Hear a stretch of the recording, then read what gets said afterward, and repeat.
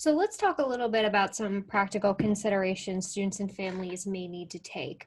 Can you provide some insight about what they should be thinking about during this time as they explore their options?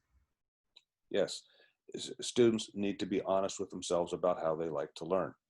And if they are comfortable with a remote, virtual, online type of environment, then they'll be fine. But if they're not comfortable with that environment, they need to take a step back and uh, maybe take a year off or a semester off rather than engage in an environment where they're not comfortable. Now, let's talk about what that online environment could mean for the student. In and of itself, it shouldn't be feared because there every year hundreds of thousands of students are engaged in some way with online learning. Many high school students have already taken online courses to supplement the work they do in the high school. Many adult learners have gotten involved with online learning. So it's a proven concept. It can work. Uh, but as an 18, 19-year-old, you have to make sure that's going to work for you.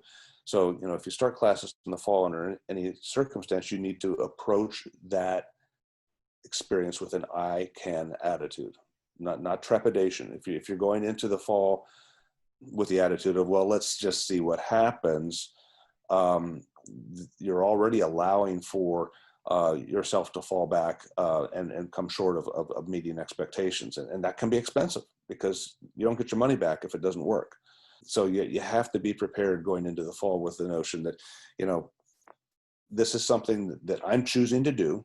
If the school is offering any degree, whether it's a hybrid model where they're doing some classwork in the classroom and others online, or whether it's all online, you have to approach that with, okay, I can get this and I'm going to do it. I'm going to do it really well. It may not be my preference, but I don't have a problem with it. I can do it.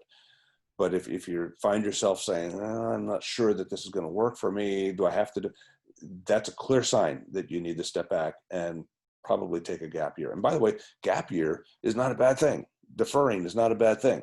Every year, uh, hundreds of students across the country, or thousands probably across the country, gain enrollment through acceptance at colleges and universities, and then choose for lots of reasons to take a year off. And that's okay. Educators believe that that time away is a very powerful opportunity for students to gain confidence, maturity, sense of responsibility.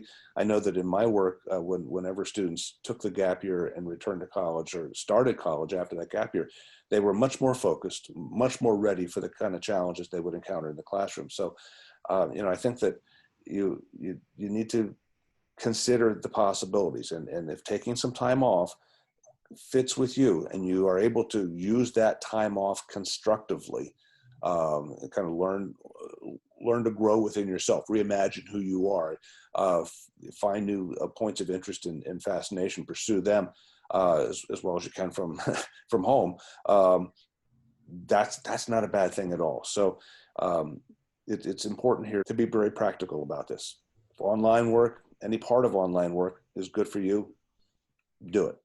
But if you find yourself saying, oh, I'm not sure if that's something that's going to work, your gut's telling you something you need to hear.